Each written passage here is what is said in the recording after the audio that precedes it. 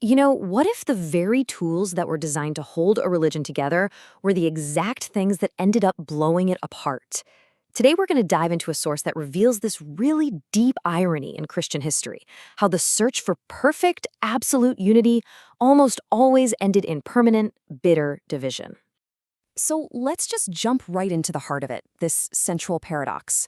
The question is this: what if the very things Christians created to define their faith, to unite the church, what if those actually became the weapons they used to condemn each other and shatter the whole thing into a million pieces? To really explore this, the perspective we're looking at frames the entire history of Christian division as a kind of game, a game of anathemas. And in this game, the rules, once they were set, led to an outcome that, well, nobody really saw coming. And here are the rules of that game. The central idea we're digging into is that the machinery built to create doctrinal clarity, these big ecumenical councils to debate theology, creeds to sum it all up, and these things called anathemas to condemn heresy, that whole system ended up being used by pretty much every major Christian tradition to officially excommunicate all the others. Okay, so where did this all begin? Well, the analysis points us way back to the year 325 AD, to the First Council of Nicaea. This is where a kind of blueprint for how to handle disagreement was first forged. So, the big crisis at Nicaea was all about a priest named Arius. He was teaching that Jesus, the Son, was a created being. A divine being, sure, but not of the same eternal substance as God the Father. Now, the opposing view, which was championed by Athanasius, insisted that the Son was homoousios, of one substance with the Father. And believe me, this was not some minor disagreement. It struck right at the very heart of who Jesus was. And this right here, this is the game changer. The council didn't just define the correct belief, they attached a formal condemnation, an anathema, directly to their creed. From this moment on, if you held the Arian view, you weren't just considered wrong, you were now officially condemned by the entire church. So what you end up with is this three-step blueprint that gets repeated for centuries. It's really simple. Step 1, a council of bishops defines the official doctrine. Step 2, anyone who disagrees is anathematized, formally cursed and kicked out. In step 3, the state, in this case the Roman emperor, steps in to enforce that ruling, sometimes with punishments like exile. So once that blueprint was established, oh boy, it was used again and again and again. It created this chain reaction of division that literally redrew the map of the entire Christian world. Just to give you a quick roadmap of where this pattern takes us, we're going to see it in the major councils of the 5th century, then in the famous East-West split in 1054, and it goes right on into the Protestant Reformation. This cycle of defining and then condemning just keeps on repeating. Okay, so at Ephesus, the big debate was whether to call Mary Christotokos, Christ-bearer, or Theotokos, God-bearer. Now, that might sound super subtle, but it had huge implications for how you understood the nature of Christ. And the result? Both sides held rival councils, excommunicated each other, and it led to the first major permanent split, creating the Church of the East. And wouldn't you know it, just 20 years later at Chalcedon, it happened all over again, this time over how to describe Christ's nature. The council declared that Christ has two natures in one person, but a huge part of the church, in places like Egypt and Syria, totally rejected this language. So what happened? They were condemned as heretics, creating the Oriental Orthodox churches in a schism that has never, ever healed.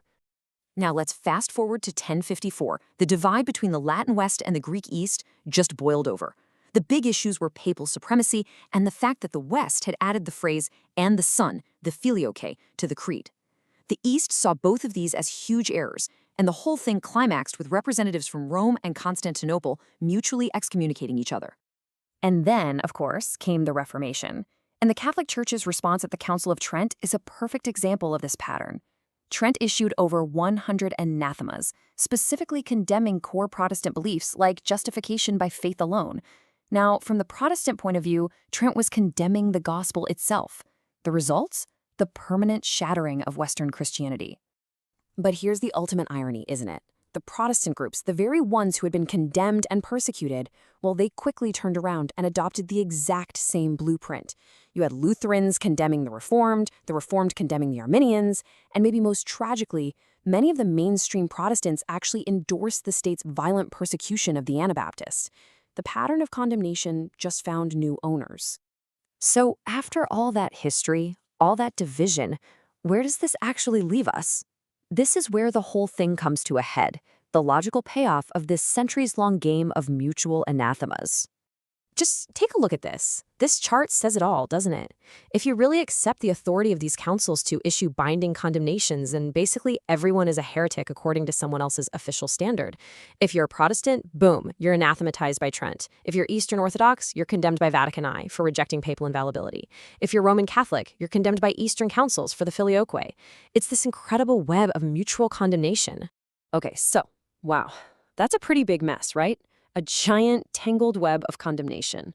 So is there a way out? Is there a way to break this historical cycle? Well, the analysis we're looking at does propose an alternative.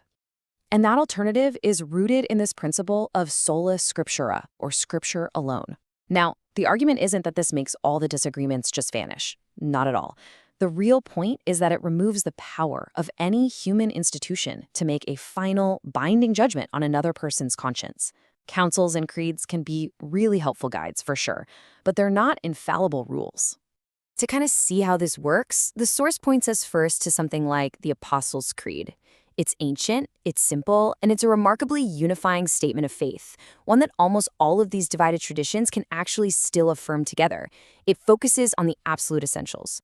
And then you contrast that simple unity with this list. These are the flashpoints. These are the very terms and doctrines that, while they were aiming for precision, became the triggers for centuries of division. You can see the shift, right? From the core story of the faith to these highly technical, philosophical definitions that demanded universal agreement, often by force. And this is really the key takeaway of this alternative path. When you remove the claim that any human council or leader can issue a final, enforceable judgment, the entire dynamic has to change. You can't rely on power or coercion anymore. You're forced into a much humbler position, one that has to rely on charity, patience, and good old-fashioned persuasion. And all of this really leaves us with a final, powerful question to think about. Is true unity actually found in demanding perfect agreement on every single point of doctrine? Or is it found in the much harder, much messier work of extending charity to one another, even when we deeply, fundamentally disagree? It's a challenge that's right at the heart of this entire story.